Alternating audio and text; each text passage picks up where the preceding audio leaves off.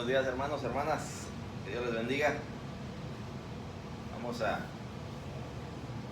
Qué bueno tenerlos por acá en este domingo. Dijeron por ahí el fin de semana largo, pero no deja de ser domingo. A ver. Bueno, vamos a continuar con este tema que hemos estado tratando por las últimas semanas. La iglesia que Dios desea. Es una palabra fuerte, interesante de ver qué es lo que Dios en realidad desea de su iglesia. Esta semana vamos a tener el título de Firme en la pureza. Firme en la pureza. Y en sí nosotros en la reunión de varones hemos estado hablando algo referente a eso, que tiene una relación la pureza con la santidad. Así de que vamos a estar esta mañana viendo ahí en esta carta a la iglesia. ¿A qué iglesia? A la iglesia de Tiatira. Así de que, hermanos, vamos a estar ahí en el libro de Apocalipsis capítulo 2, versos 18 en adelante. Bueno, vamos a comenzar con una oración. Oremos. Padre bendito que estás en los cielos y en todo lugar, bendito Dios, te damos las gracias por esta mañana. Te damos las gracias, Padre, porque tú eres bueno, porque tu misericordia es nueva cada mañana, bendito Dios. Porque ciertamente el poder levantarnos, el poder tener la fuerza, el poder tener la vida, salud, es parte de tu misericordia. Es parte de tu amor para cada uno de nosotros, Padre. Damos gracias por esta oportunidad, por este privilegio de poder estar esta mañana aquí, poder venir y buscar de tu presencia, Padre, como iglesia, como pueblo tuyo. Bendito Dios, pidiéndote que seas tú quien nos guíe, que nos oriente a través de este tema, a través de este pasaje bíblico, Padre, para esta iglesia, de que podamos, Padre, entender qué es lo que nos toca a nosotros como iglesia, qué es lo que tenemos que hacer, qué es lo que tenemos que mejorar, cambiar, Padre, para hacer esa iglesia que te honre, que te dé la gloria a ti. Bendito Dios, nos ponemos en tus manos en esta mañana, pidiéndote que tú nos guíes, que tú nos orientes, que pongas atento nuestro oído, Padre, que esté nuestro corazón dispuesto, Padre, para recibir tu palabra. Bendito Dios, seguimos pidiendo, intercediendo por aquellos que están enfermos, por aquellos que están en necesidad, Padre. No que tú no lo sepas, Padre, pero sí nos haces un llamado a que vengamos delante de ti y que podamos presentar, Padre, nuestras necesidades, que podamos presentar, Padre, aquellas cosas que hay en nuestro corazón. Bendito Dios, porque tú lo sabes todo, tú lo conoces todo. Pero te pedimos, Padre, intercediendo por aquellos que necesitan, Padre, aquellos que están lidiando con enfermedades, aquellos que están lidiando con necesidad, Padre, del pan de cada día.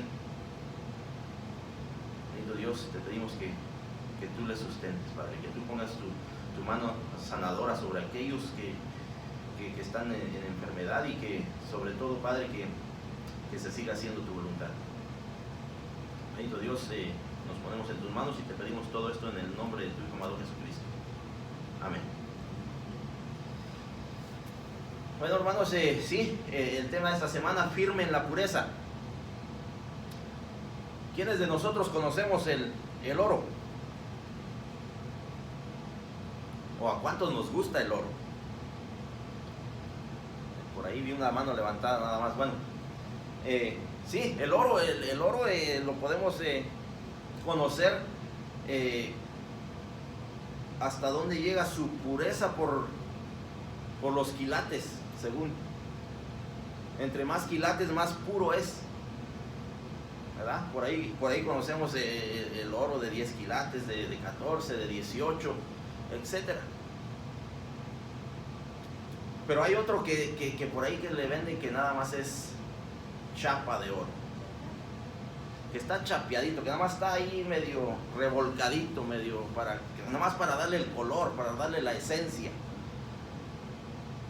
Pero la pureza del oro es a través de su fundición, a través del fuego, a través del fuego que le van quitando la impureza, le van quitando todo aquello que lo contamina, todo aquello que no es en sí oro. Bueno, estamos hablando de pureza esta mañana. La pureza es simplemente algo que no está contaminado, es simplemente algo que no está sucio. Esa es de la pureza que vamos a hablar esta mañana, hermanos, como iglesia, como pueblo de Dios. Y bueno, aquí viene la primera pregunta para cada uno de nosotros. Dice, ¿podrías nombrar algún programa de televisión que no contenga alguna insinuación sexual?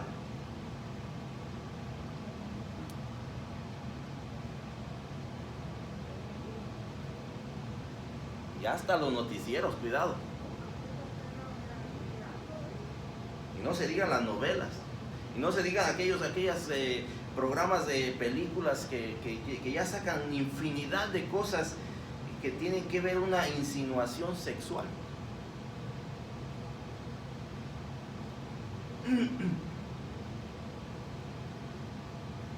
Entonces vemos que los medios de comunicación nos están mostrando cosas que en realidad puede llegar a algún punto de nuestra vida donde es algo normal, donde simplemente ya no le hacemos el feo, simplemente ya es algo que es algo cotidiano. Entonces estamos expuestos a todas esas cosas. Nos dice aquí, dice, la inmoralidad sexual es tan prevalente en nuestra sociedad que algunos han dejado de considerarla inmoral. Algunos simplemente dicen, está bien, que cada quien haga lo que quiera. Llegamos a decir, eso a mí no me perjudica. Dice, quizás sea por el ataque constante contra los valores cristianos que vemos en la prensa, en la televisión, en las obras cinematográficas y en las redes sociales. Incluso algunas personas que asisten a alguna iglesia consideran la santidad moral como un asunto de preferencia en lugar de considerarla como un mandato divino. Y aquí está hablando, estos estudios no es algo que salió por ahí y que alguien se inventó. La mayoría de estos estudios tienen fundamento, se han hecho estudios, se han hecho investigaciones, y nos dice que algunas personas que asisten a alguna iglesia consideran la santidad moral como un asunto de preferencia en lugar de considerarla como un mandato divino. O sea que algunos dicen, bueno, pues si tú quieres vivir así, vive. Si tú quieres vivir bajo una moralidad, bajo una santidad, está bien. Yo no. Yo quiero vivir de otra manera. Y piensan que eso está bien. Dice, es triste ver a algunos jóvenes que crecieron asistiendo a la escuela dominical y aprendieron de la voluntad de Dios, que cuando van a la universidad u otras instituciones de enseñanza, cuando regresan vienen con la mente extraviada, pensando que cada persona define la moralidad de acuerdo con su criterio personal. O sea, sí, es triste ver estas situaciones donde gente que ha estado dentro de una iglesia la mayor parte de su vida y de repente se van a estudiar, se van a algún colegio y ya vienen con una mentalidad diferente, pensando que la moralidad es dependiendo de lo que tú pienses, de lo que tú creas.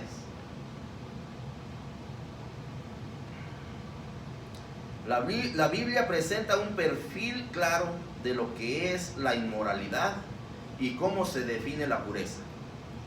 Sobre todo, la inmoralidad es un insulto a Dios, quien nos creó a su imagen, para que reflejemos su carácter.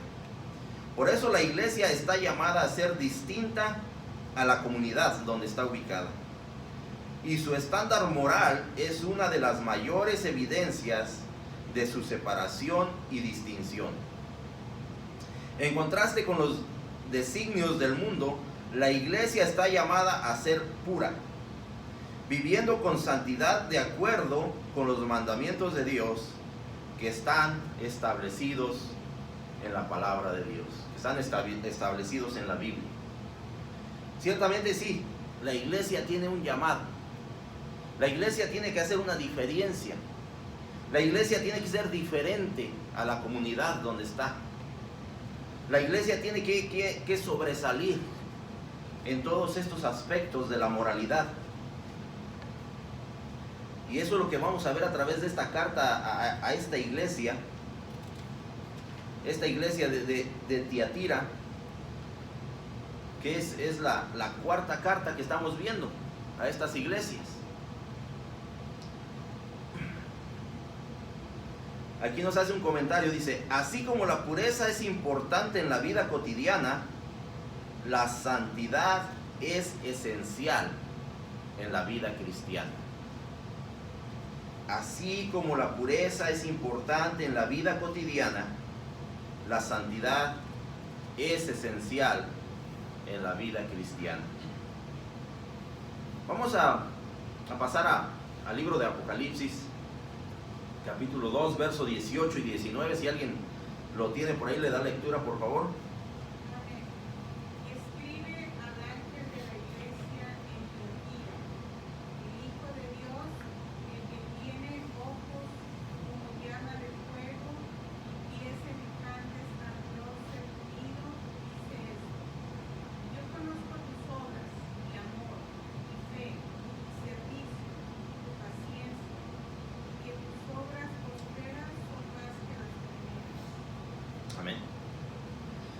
Bueno, vemos esta carta que no hace diferencia a las demás, a las otras tres cartas que hemos visto, que comienza y dice: y escribe al ángel de la iglesia en Tiatira. Escribe al ángel. ¿Quién le está diciendo a Juan que le escriba al ángel? Dice: el Hijo de Dios, el que tiene ojos como llama de fuego y pies semejantes al bronce bruñido, dice esto. El Hijo de Dios, aquí Jesucristo se presenta como el Hijo de Dios.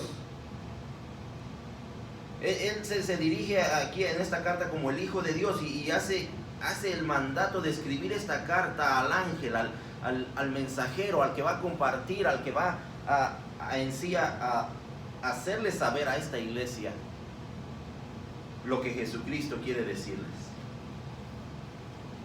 Al igual que las demás cartas, comienza de la misma manera, haciendo énfasis de que es necesario que el ángel de la iglesia, que el mensajero comparta este mensaje, que lo lleve a la iglesia.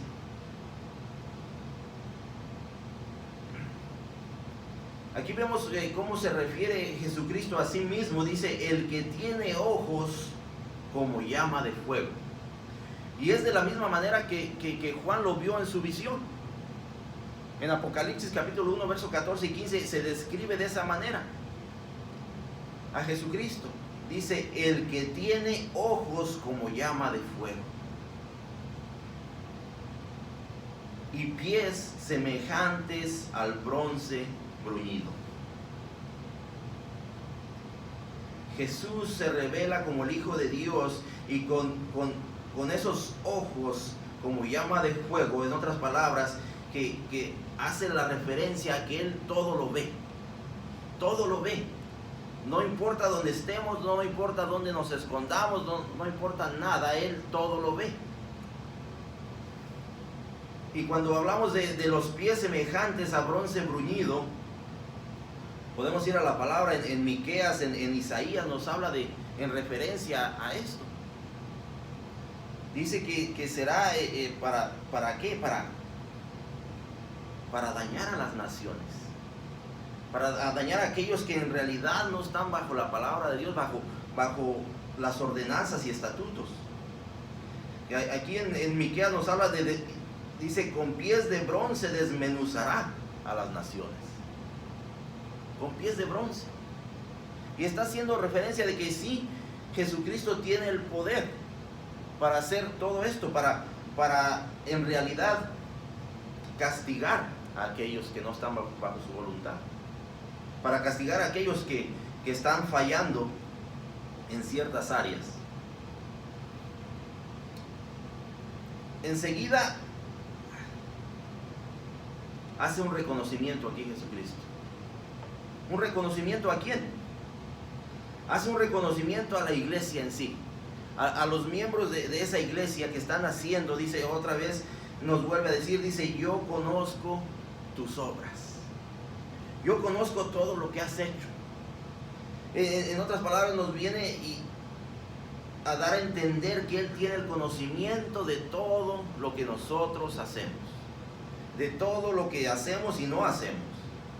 Pero aquí está reconociendo en sí lo que la iglesia ha hecho. Dice, conozco tus obras, y amor, y fe, y servicio, y tu paciencia.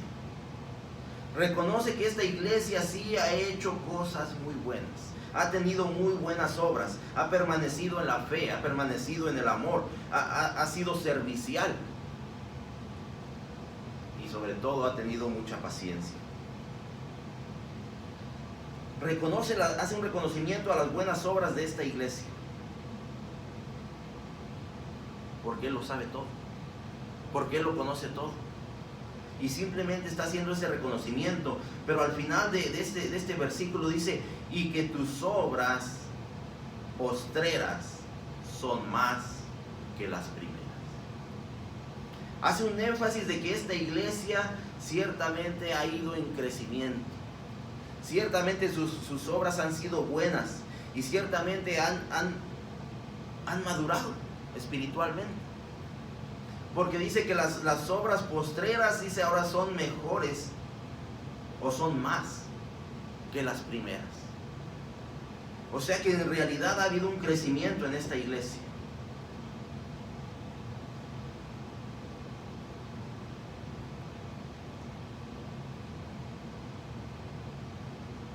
Dice, en la vida la tendencia natural es relajarse. La tendencia del ser humano es ir, entre los años van avanzando, como que nos relajamos más. No necesariamente porque queramos. A veces ya es porque el cuerpo lo pide. El cuerpo pide que ya tengamos descanso. El cuerpo pide que ya dejemos de hacer ciertas cosas. Esa es la tendencia en el ser humano, de relajarse, descansar. Cuando uno llega a una edad avanzada, descansar. Pero también es cierto que las habilidades del artista, del arquitecto, del médico, crecen y maduran con el tiempo. Y es la referencia que Jesucristo está haciendo aquí. Sí, que a pesar del tiempo, a pesar de los años, la iglesia ha sido mejor, ha ido creciendo, ha ido madurando, está haciendo mejor las cosas.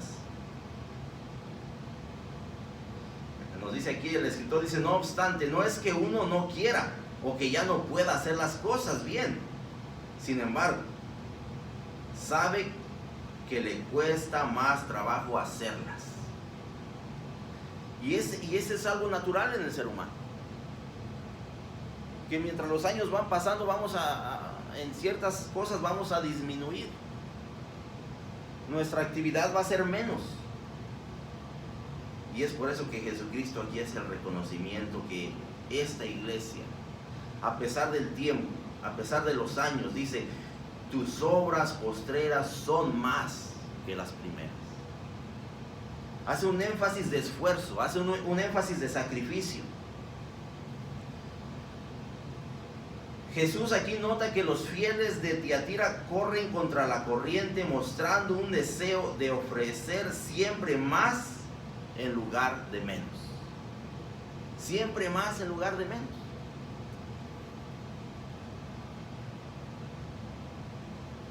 Yo siempre tengo una conversación por ahí con alguien acerca de esto. No, es que tú hacías esto y esto y esto y el otro. Sí, le digo, la verdad es que en ese tiempo yo tenía 20 años. Y cuando los años van pasando, la actividad va disminuyendo. Y hacemos cada vez menos. Y queremos descansar más. Y queremos relajarnos. Y decimos, y es que yo me lo merezco. Y es que yo ya he trabajado suficiente. Y aquí la referencia que tenemos de esta iglesia es que entre más avanzaba el tiempo, más cosas hacían y mejores las hacían. Eso requiere de sacrificio. Eso requiere de constancia. Eso requiere de no simplemente decir voy a hacer, sino hacer. Quiero invitar a alguien que vaya a Isaías 40:31, por favor. Para ver que sí, ciertamente, tal vez nuestra fuerza, nuestro querer a lo mejor vaya a disminuir. Pero ¿qué nos dice la palabra ahí en Isaías 40:31? Porque podemos pensar que por nuestra edad ya no puedo. Ya no voy a hacer más.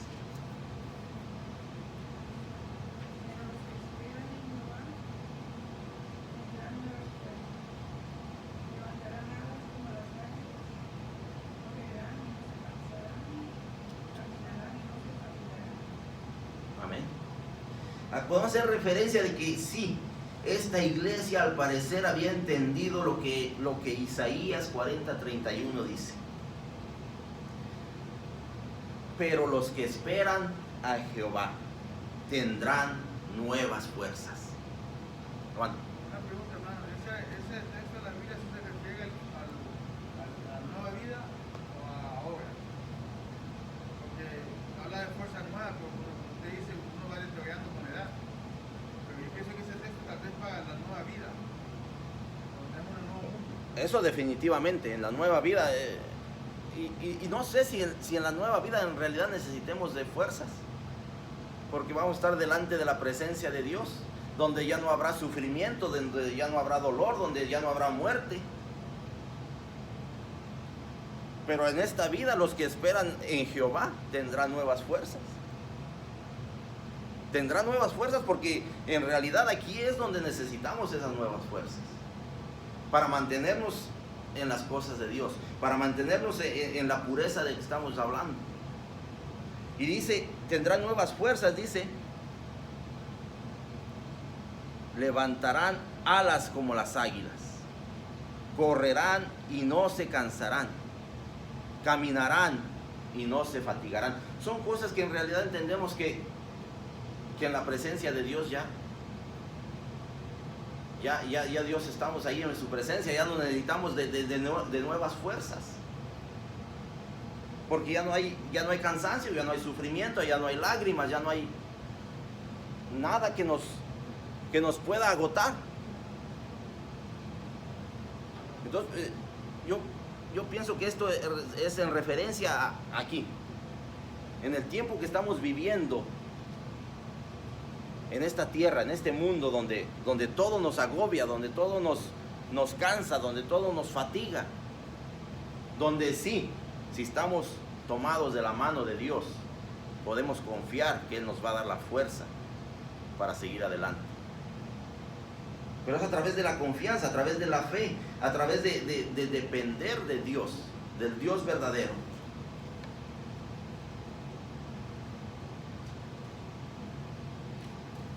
Quiero invitar a alguien que vaya a los siguientes versículos, en Apocalipsis 2, verso 20 al 23.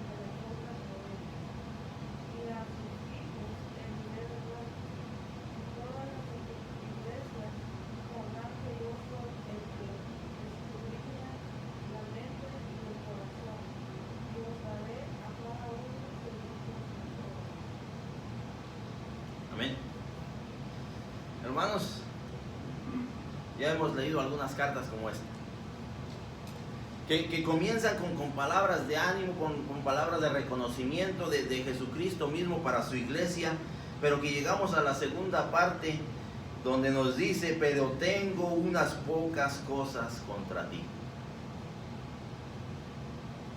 Sí has hecho muy bien, sí estás haciendo todas esas obras, sí te has permanecido en el amor, en la fe, en el servicio, en la paciencia, pero estás permitiendo algo que no puedo tolerar. Pero estás permitiendo algo que no me agrada. Como iglesia, como pueblo de Dios, estás permitiendo que en realidad de esa pureza de la que estamos hablando se está quedando a un lado. Pero tengo unas pocas cosas contra ti. Dice que toleras que esa mujer Jezabel, que se dice profetiza, enseñe y seduzca a mis siervos a fornicar y a comer cosas sacrificadas a los ídolos. Sí. Entonces, hermano, podemos pensar que no hay iglesia perfecta. Podemos pensar que a través de estas cartas no hay una iglesia perfecta. Como no hay ningún humano perfecto. Pero estamos hablando de la iglesia que Dios desea, la iglesia que en realidad debemos de ser para representar a Dios. Estamos hablando de lo que nosotros tenemos que hacer, de lo que nosotros tenemos que corregir. Sí, por eso Jesucristo aquí le está diciendo a su iglesia: esto es lo que tienes que cambiar. Esto es lo que hay que arreglar. Esto es lo que no podemos seguir tolerando como iglesia. Dice que toleras que una mujer, esa mujer Jezabel, dice, que se dice profetiza, enseñe y seduzca a mis siervos a fornicar y a comer cosas sacrificadas a los ídolos.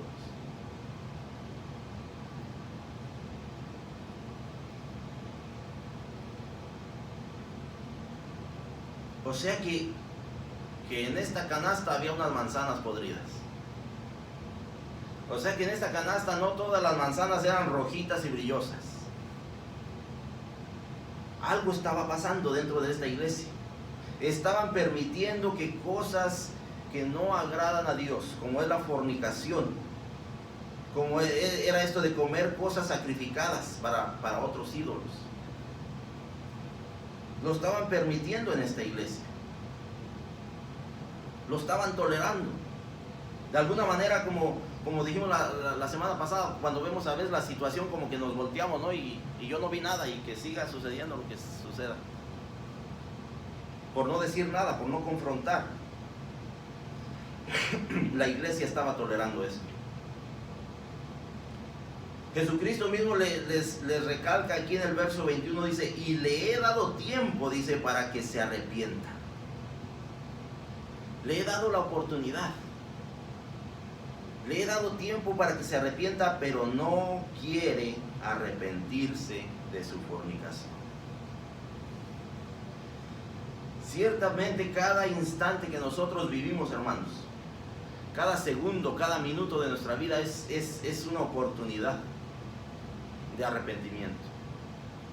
Es una oportunidad para esta iglesia arrepentirse de lo que estaban haciendo, de lo que estaban tolerando y permitiendo dentro de la iglesia. Y aquí Jesucristo se los aclara y se los confirma, dice: les he dado el tiempo para que se arrepienta, pero no quiere arrepentirse. No hay nada en su corazón que cambie, no hay nada que esté transformando su vida.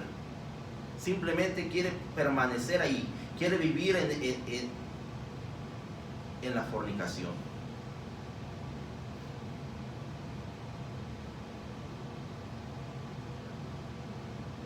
Es por esta situación que está aquí tratando Jesucristo, es por este problema que ve dentro de la iglesia, que vemos que al principio de esta carta Él se revela como el Dios, como el Hijo de Dios, dice que tiene ojos como llama de fuego y pies semejantes al bronce bruñido. Es necesario que esta iglesia entienda lo que Jesucristo puede hacer, lo que Jesucristo puede cambiar, lo que Jesucristo está dispuesto a hacer, pero que también entienda que hay consecuencias. Que hay consecuencias cuando no hay arrepentimiento, cuando no hay una transformación, cuando no hay un cambio en la mente y el corazón de las personas.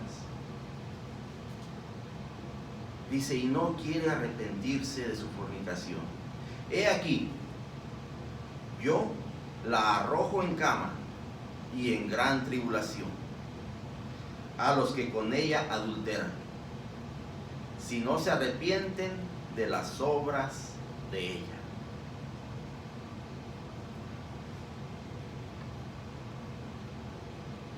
Llegó el tiempo de juicio, hermanos. Llegó el tiempo de juicio para estas personas que estaban dentro de la iglesia, que estaban siguiendo una doctrina equivocada, que simplemente se estaban dejando llevar por esta mujer, por una doctrina equivocada, que no había arrepentimiento, que no había cambio. Entonces Jesucristo dice, he aquí, yo la arrojo en cama y en gran tribulación a los que con ella adulteran. Todo en la vida tiene una consecuencia, hermano. Jesucristo aquí está reafirmando la oportunidad de arrepentimiento para todos y cada uno de los que estaban en esta falsa doctrina, en este pecado.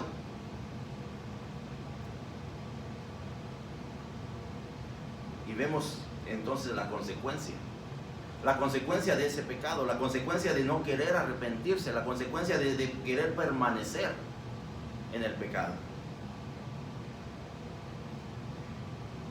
Dice el verso 23, no tan solo se queda ahí, dice, y a sus hijos, dice, heriré de muerte, y todas las iglesias sabrán que yo soy el que escudriña la mente y el corazón. El castigo era aquí para esta iglesia,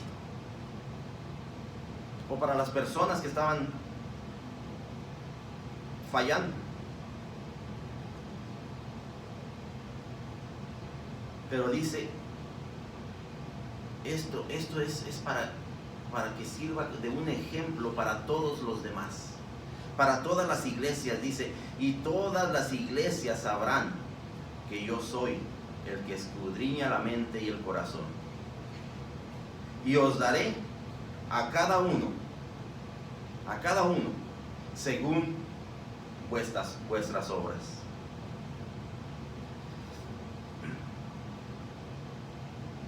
Jesucristo nos vuelve a aclarar aquí, en este verso 23,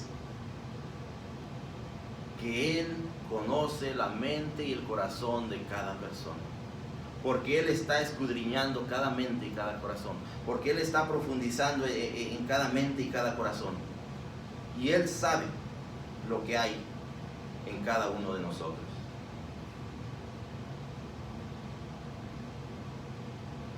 Y entonces, a consecuencia de eso, dice, os daré a cada uno según vuestras obras, según lo que estés haciendo, según lo que hayas vivido, según lo que no quieres cambiar, según de lo que tú no te quieres arrepentir. Eso será lo que recibirás. Aquí nos hace una pregunta aquí el escritor. ¿Cómo es el pacto entre una esposa y un esposo? ¿Cómo es ese pacto, hermanos? ¿Es un pacto de qué? ¿O para qué? ¿O para cuánto tiempo? Un pacto entre una esposa y un esposo, ¿para qué? ¿Qué son todas esas promesas que hacemos al casarnos como pareja? Podríamos enfrascarlas en una palabra, todas esas promesas. Yo creo que podríamos enfrascarlas en fidelidad. Fidelidad. Prometemos que estaremos ahí, ¿en cuándo?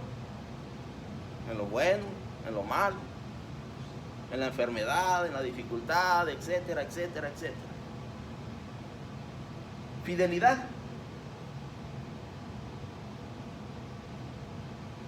¿Qué creen que es lo que nos está pidiendo aquí Jesucristo? Como su iglesia, como su pueblo, como la novia. Fidelidad. Simplemente quiere que permanezcamos en fidelidad. Simplemente quiere que no permitamos que ninguna otra cosa venga a contaminar a su iglesia. Que no permitamos, que no toleremos, como lo dice aquí, que toleras, lo permites. Estás consciente, pero lo sigues permitiendo. Toleras.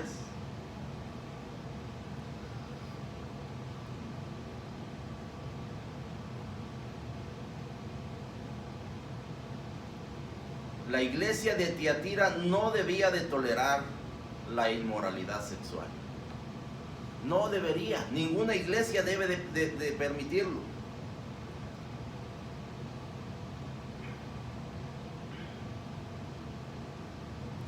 Dice, la iglesia de Tiatira tenía a su propia Jezabel, quien seducía a los siervos a fornicar. Tristemente, la inmoralidad sexual ha llevado a muchos al fracaso. A muchos los ha llevado al fracaso. Cristo considera la inmoralidad en la iglesia como un adulterio.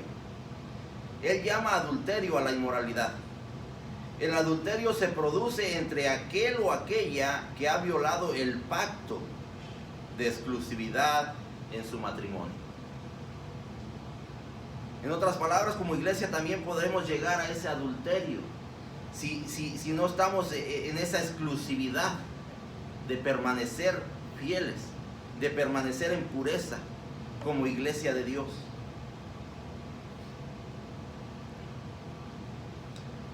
Jesús aquí asegura que la inmoralidad en la iglesia debe de ser juzgada. Juzgada. Aquí Jesucristo está juzgando a estas personas que han tenido la oportunidad de arrepentirse, pero no han querido. Dice, al entregarse a la inmoralidad sexual, dice, los agarrará en la cama en el acto de su inmoralidad y serán echados fuera de su presencia. Fuera de su presencia. Aquí Jesucristo está siendo claro. Dice, he aquí yo la arrojo en cama en gran tribulación a los que con ella adulteran, si no se arrepienten de las obras de ella. Y sus hijos heriré de muerte, y todas las iglesias sabrán que yo soy el que escudriña la mente y el corazón, y os daré a cada uno según sus obras, según lo que hayan decidido hacer, según lo que en su mente hayan querido permanecer.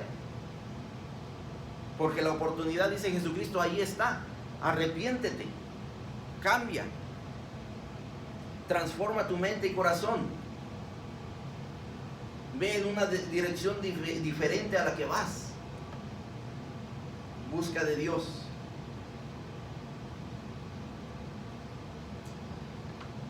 Alguien que vaya a Apocalipsis 2, verso 24 al 29. Pero a vosotros y a los demás que están en Tiatira, a cuantos no tienen esa doctrina y no han conocido lo que ellos llaman las profundidades de Satanás, yo os digo, no os impondré otra carga, pero lo que teméis, retengo,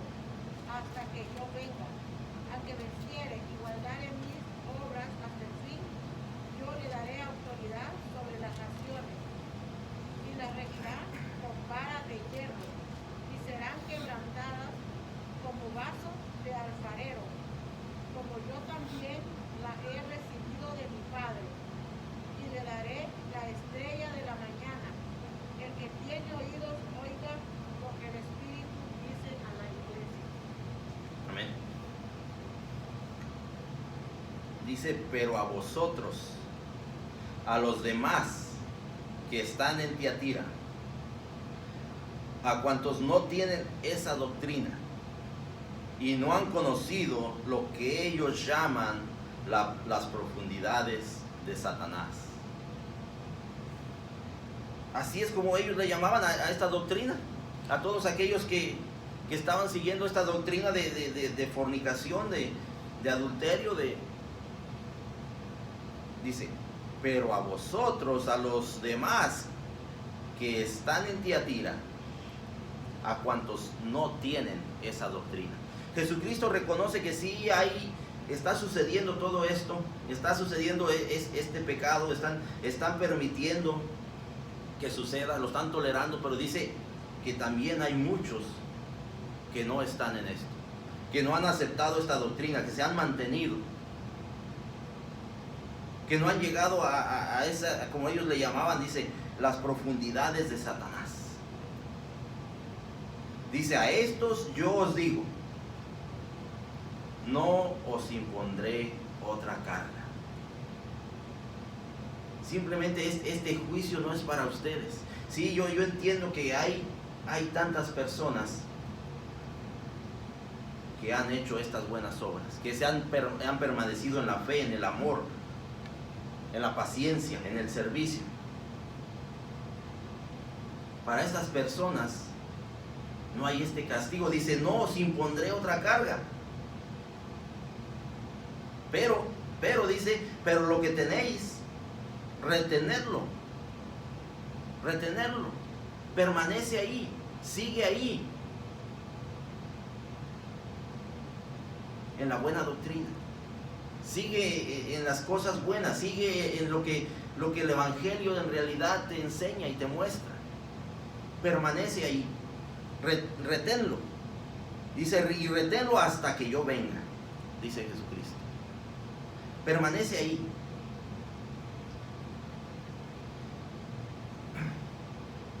Entonces nosotros como iglesia, ¿qué pasos podríamos dar para educar a los miembros en la santidad sexual? Como iglesia, ¿qué podemos hacer?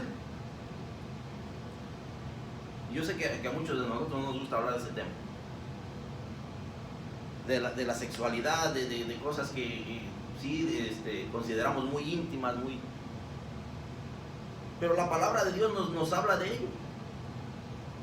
La palabra de Dios reprende todas estas cosas equivocadas que muchos piensan que pueden vivir de la vida de la manera que quieran, cuando quieran y donde quieran.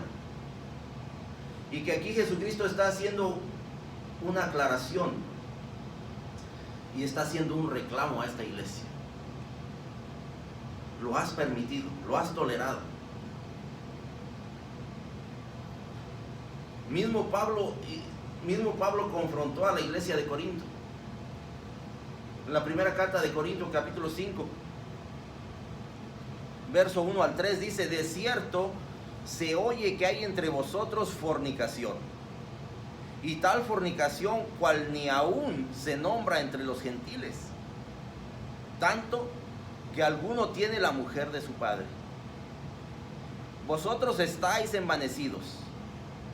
¿No deberíais más bien habreros lamentado para que fuese quitado de en medio de vosotros el que cometió tal acción?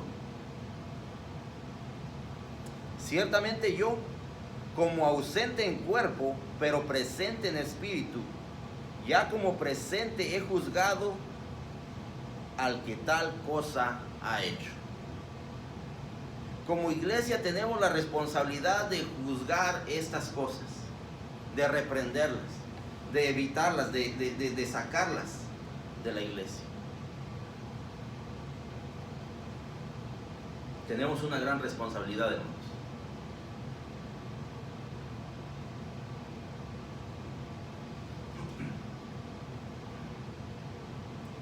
Aquí es probable que en esta carta podemos ver que es probable que los que fornicaban lo hicieran basados en alguna supuesta doctrina.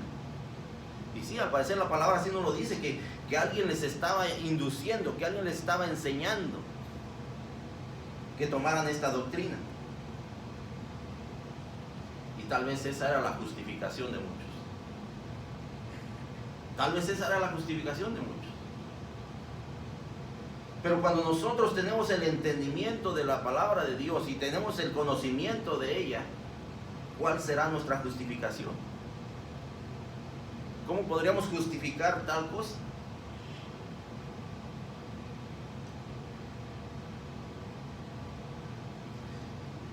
Es probable que la mentada Jezabel fuera la falsa maestra que enseñaba esta doctrina. Es por eso que en tantos estudios que hemos tenido, hemos hablado de la importancia de conocer la palabra de Dios, de tener conocimiento de ella. Y aparte de tener el conocimiento, ponerla en práctica. Porque de otra manera podemos estar recibiendo una doctrina equivocada, que puede ser la justificación de muchos, pero que al final de cuentas Dios no está de acuerdo con ello. Al final de cuentas dice, ahí viene el castigo para aquellos que no han entendido, que no han corregido, que no, simplemente no han llegado al arrepentimiento.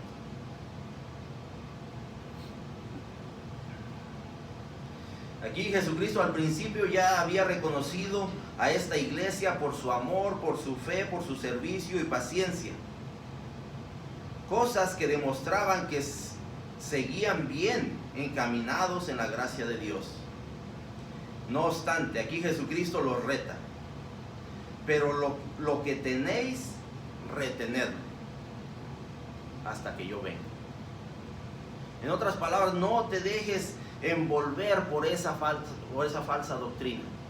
No te dejes llevar porque algunos ya lo están haciendo, porque algunos piensan que eso está bien. No te dejes llevar. Mantente ahí, permanece ahí en lo que ya conoces que es bueno. Permanece ahí. Aquí el Señor reconoce que aún el fiel debe de mantenerse alerta para no caer bajo las tentaciones de maldad. Aún aquellos que estaban fieles dentro de la iglesia, que habían hecho buenas obras, aquellos que permanecían en el amor y la fe, tenían que tener el cuidado de no caer en lo mismo.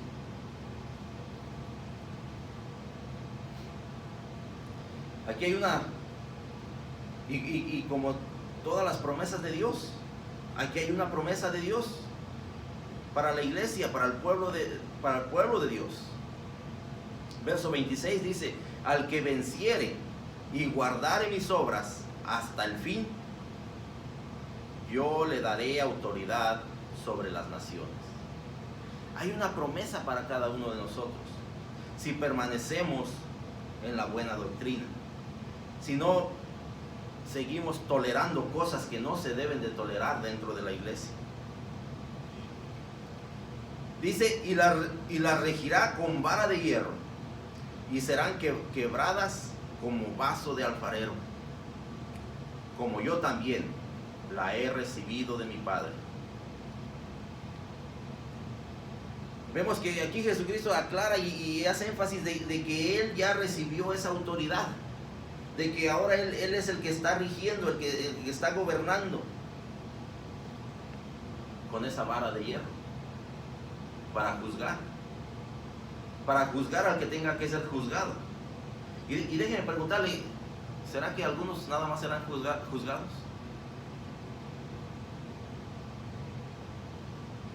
No, la palabra de Dios nos dice que todos vamos a ser juzgados. Todos, sin excepción.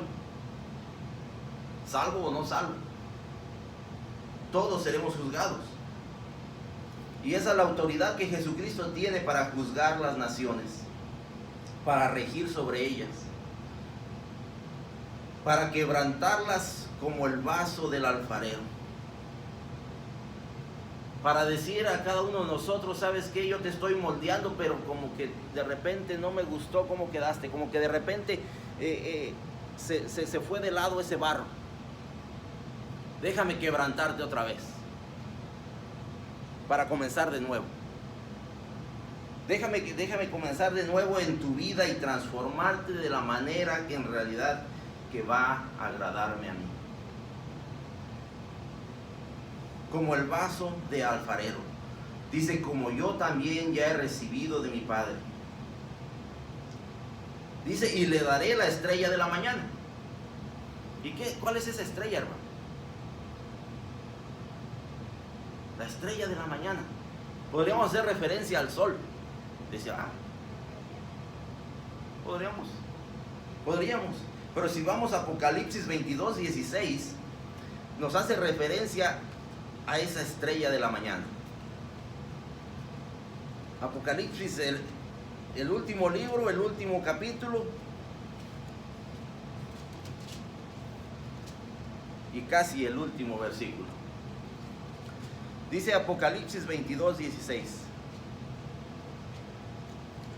Yo, Jesús, he enviado mi ángel para daros testimonio de estas cosas en las iglesias.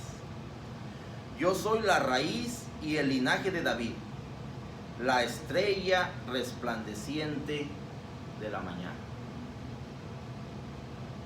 Es Jesucristo mismo. Eso es lo que vamos a recibir nosotros como heredad, como recompensa, si permanecemos ahí, si permanecemos en lo que Él nos ha mandado hacer, si permanecemos en una buena doctrina, si permanecemos defendiendo la buena doctrina que debe de haber dentro de la iglesia. El que tiene oído, oiga lo que el Espíritu de Dios dice a las iglesias. Esta es una carta más, hermanos, que nos está haciendo un llamamiento, como dice el título, a estar firmes en la pureza, a ser puros, a permanecer sin contaminación, sin mancha, sin suciedad.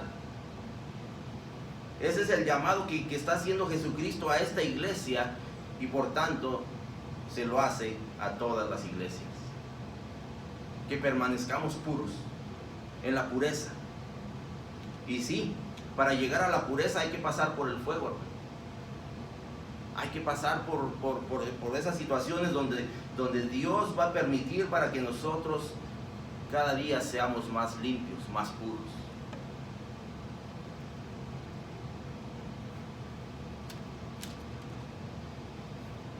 Para terminar les voy a leer este pasaje en Hebreos 12.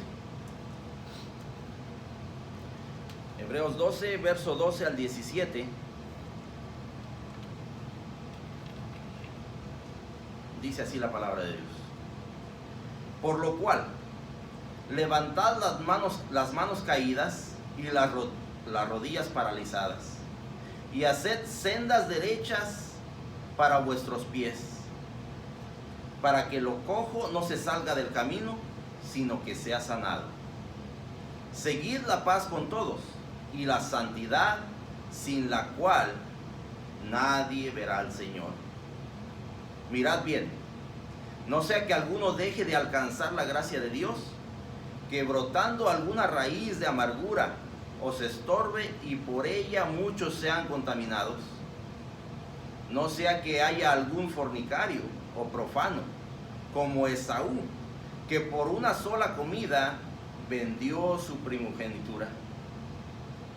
Porque ya sabéis que aún después, deseando heredar la bendición, fue desechado y no hubo oportunidad para el arrepentimiento, aunque lo procuró con lágrimas.